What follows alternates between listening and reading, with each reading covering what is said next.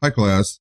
I had a student ask me some question about getting mapping coordinates on a chair like this, a wooden chair, and so I thought I'd help you with that.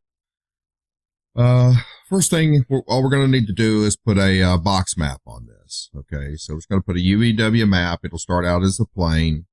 Now, one of the things that I would have a tendency to do is to make sure that I'm going to dump that coordinate off of here, make sure that this is perpendicular to a viewport. So in other words, you can see how in the scene this was skewed a little bit, and I would come in and make sure that I adjusted this to our viewport first so that it's square to the viewport, and then I would reset its transformations, okay, so that I know that it's actually correct proportion-wise, and then that way when I put a UVW map on it, it'll go correctly on there, okay. Now I want this to be a box, and then it's going to snap to it, and it's according to what I'm doing, whether that's correct or not, okay. So I'm going to kind of show you how to fix that. Okay, so before we go any further, let's go ahead and just look at this render that I have of this, okay. And you'll see this has got pretty sharp edges. So this is just built as a slab. And if anybody sit on this, I mean, we'd be cutting ourselves. You never want to sit on it. Well, we could go in and subdivide this and round it out. But the easier thing within Mental Ray is in your shader, you can come into your special effects here and you can go rounded corners. And then that will round those corners when it's rendered. Now, by default, it does it by 1/4 of an inch, and usually that's a pretty good size that will work just fine. And now when we render it, you're going to see that it's going to have these little rounded edges, okay, which will work much better for us. Now, I want to check something really quick. Make sure, I just want to check all of the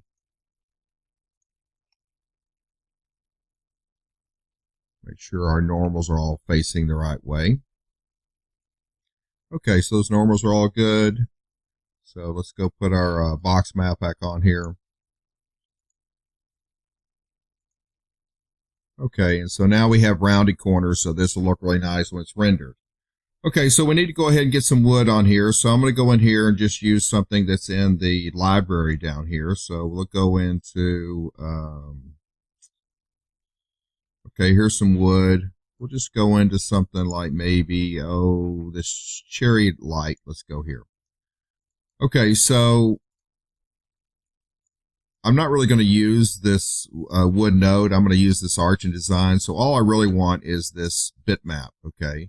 So I'm just going to drag this bitmap out here. And then I'm going to plug that into our diffuse. And I don't really need this anymore. And the thing, we want to look at this, and what you will know, which I already happen to know, this is square, okay? It's a square, and since it's square, then I need my mapping coordinates to be square. So it doesn't matter which one of these sides I take. I just want to make sure that I paste it in all of these edges so that it is square. Now, if you paste all of these on here and it still doesn't look square, that's because you need to reset the transformations on here. The transformations have not been reset. Then it will be skewed. Okay, let's go ahead and click this button right here, and we can see it in our viewport. Now, this is the thing where the student was asking me and was having an issue. As you can see, the wood grain's going across it this way, and then the back is going this way.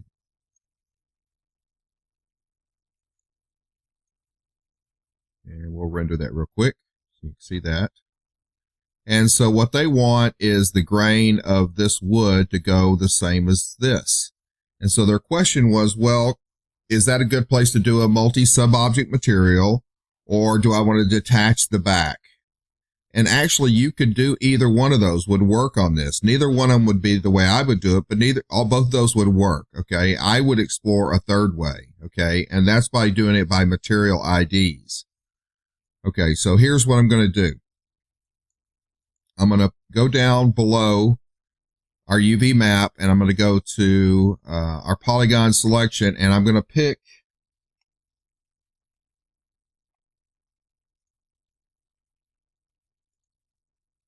this top piece. Okay, and I'm going to give it a separate material ID. So if you go down here, polygon material IDs, I'm going to set this to 2. Okay, because the default is 1, and so we're going to switch that one to 2. Did I deselect? Let's go back. Okay, and make sure this is on 2. Okay, so when I do that, what I can do then is copy this mapping coordinate and paste it back on. And then I can take this coordinate and I'm going to turn my angle snaps on and I'm going to rotate it. Make sure you're on the gizmo. And I'm going to rotate it 90 degrees so that the grain is running that way with it. Okay.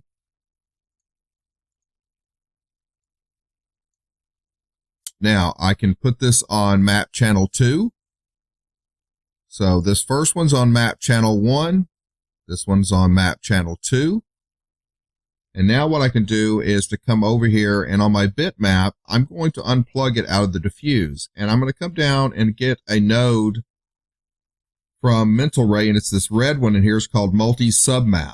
Okay, what this allows you to do is to funnel a bitmap to different mapping coordinates and different material IDs. So by default, it's on object ID. Okay, if I change this to material IDs, then I'm going to plug this into my diffuse. And then when I plug this into the first slot, then it's going right back on it the way that we had it to begin with. Okay. But now you're going to see that it's a solid color on here, not the wood. And the reason that is because I told that to be channel 2. And right now, channel 2 is this color right here. So all I have to do right now is now take this bitmap, I hold down the shift key and pull it down to make a copy, and I'm going to put that into 2. I'm going to double click on this and I'm going to change its channel to 2. So this first one is still on channel 1, which means it's going to pay attention to that mapping coordinate. And then this one is going to be on 2, so it's going to pay attention to that mapping coordinate. So now when I render, this one's going this way, and that one's going this way, and they're lined up going the same direction. Okay, so I could have made 2 separate materials and did a multi-submap, but then I have 2 materials to deal with. I don't want 2 materials. I just want to deal with 1.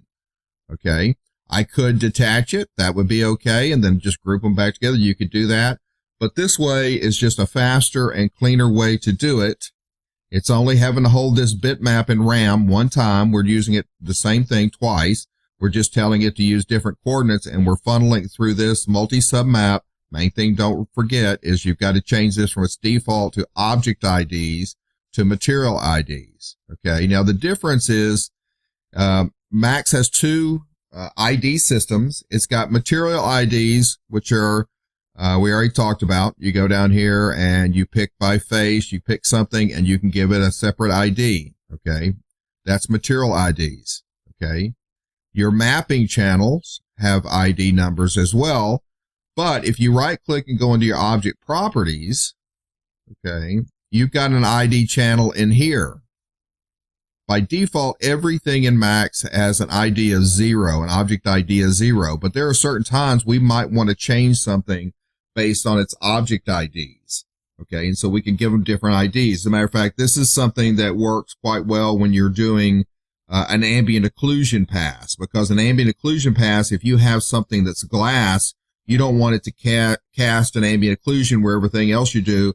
And in an ambient occlusion pass, you can tell it to ignore certain object IDs. And so that's a way that you can do that. So sometimes we use object IDs. Sometimes we use material IDs, we do mapping channel IDs. So there's several different ways to get that to happen. But on this particular situation, the best thing to do, or what I would do, the easiest, is just select this, give it its own channel separate from these, and then I can rotate the gizmo, make sure that gizmo says number 2. Then we make sure our bitmap says number 2, and then they're going to go that direction. Okay, I hope this kind of clarifies that for you, and thank you very much.